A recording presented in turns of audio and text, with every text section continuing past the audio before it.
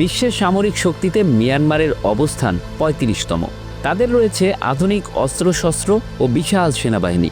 এ ধরনের একটি শক্তিশালী বাহিনীর বিরুদ্ধে আরাকান আর্মি যখন লড়াই শুরু করেন তখন তাদের সশস্ত্র সদস্য সংখ্যা ছিল মাত্র ২৬ জন। উল্লেখ করার মতো তেমন কোনো আধুনিক অস্ত্রও ছিল না বাহিনীটির কাছে। ২০০৯ সালের ১০ এপ্রিল যাত্রা শুরু করা আরাকান আর্মি বা মিয়ানমারের গুরুত্বপূর্ণ শহর মুংরু বা রাখাইন রাজ্য পুরোপুরি নিয়ন্ত্রণে নেওয়ার দাবি করেছে। যে কোনো সময় তারা স্বাধীনতার ঘোষণা দিতে পারে বলেও মনে করছেন অনেকে। এই শহরটি বাংলাদেশের সীমান্তবর্তী এলাকা। মিয়ানমারের কাচিন রাজ্যের লাইজায় এই সংগঠনটি গঠিত, যার প্রতিষ্ঠাতা নেতৃত্বে ছিলেন তুন মং এবং নি না অং। এই দলটির লক্ষ্য ছিল রাখাইন রাজ্যের জাতিগত রাখাইন জনগণের স্বার্থ রক্ষা করা। কাচিন সংঘাতে কাচিন ইন্ডিপেন্ডেন্স আর্মি কেআইএর সাথে মিয়ানমারের সামরিক বাহিনী তাতমারোর বিরুদ্ধে লড়াই করেছে। বেশিরভাগ সৈন্যরা মূলত কেআইএ মিলিটারি একাডেমিতে প্রশিক্ষিত ছিল। আরাকান আর্মির ২৬ সদস্যের বিপরীতে তখন মিয়ানমার সরকারি বাহিনীর সদস্য সংখ্যা ছিল প্রায় ৪ লাখ। কিন্তু আরাকান রাজ্যের বাইরের মাটিতে প্রশিক্ষণ নেওয়ার কারণে বিদ্রোহী এই গোষ্ঠী প্রথম দিকে মিয়ানমার সেনাবাহিনীর নজর এড়িয়ে যেতে সক্ষম হয়েছিল। ২০১৪ সাল থেকে রাখাইন রাজ্যে নিজস্ব প্রশিক্ষণ শিবির স্থাপন করেছে। মায়ানমার পিস মনিটরের মতে ২০১৪ সালে এর ১৫০০রও বেশি সৈন্য ছিল।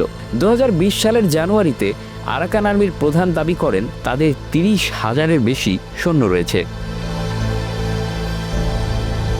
শুরুতে সীমিত অস্ত্র ও রসদের কারণে ছিল একটি ছোট গোষ্ঠী, কিন্তু প্রবল মনোভাব এবং গেরিলা যুদ্ধ কৌশলী দ্রুতই তাদেরকে পরিচিতি এনে দিয়েছে।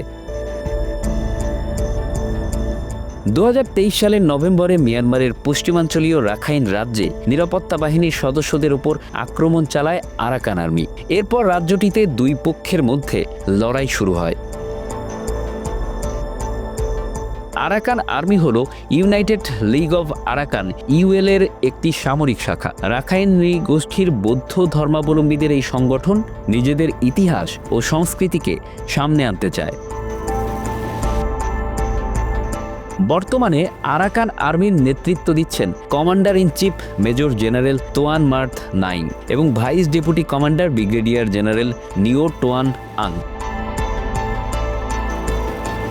২০১৫ সালের এপ্রিলে রাখাইন রাজ্যের কিয়াওকতাও টাউনশিপ এবং চীন রাজ্যের পালেতোয়া টাউনশিপে মিয়ানমার সেনাবাহিনীর সাথে তাদের সংঘর্ষ হয় এবং এরপর থেকে বাহিনীটি আলোচনায় আসে। রাখাইন রাজ্যের দুই প্রধান জাতিগোষ্ঠী রাখাইন এবং রোহিঙ্গা। তবে আরাকান আর্মি মূলত রাখাইন জাতিগোষ্ঠীর প্রতিনিধিত্ব করে এবং রোহিঙ্গাদের সঙ্গে সরাসরি সম্পৃক্ত নয়। চীনের কিছু গোয়েন্দা এবং সামরিক বিশেষজ্ঞদের থেকে আরাকান আর্মি কৌশলগত পরামর্শ পেয়েছে বলে অভিযোগ রয়েছে। এই বাহিনী কেবলমাত্র রাখাইন রাজ্যেই সীমাবদ্ধ নয়, তারা চীন ও ভারত সীমান্তবর্তী এলাকাগুলিতে তাদের উপস্থিতি রয়েছে। মূলত তারা রাখাইন তরুণদের টার্গেট করে তাদের দল ভারী করেছে। এছাড়া স্থানীয় জনগণের সমর্থন আদায়ে আরাকান আর্মি তাদের নিয়ন্ত্রিত এলাকাগুলিতে স্বাস্থ্যসেবা, শিক্ষা প্রতিষ্ঠান এবং অন্যান্য অবকাঠামো উন্নয়নে বিনিয়োগ করছে। এসব অর্থায়নের জন্য তারা রাখাইন রাজ্যের কিছু প্রত্যন্ত এলাকায় ইয়াবা এবং অন্যান্য মাদকের কারখানা স্থাপন করেছে বলে অভিযোগ রয়েছে। Bangla affairs news desk.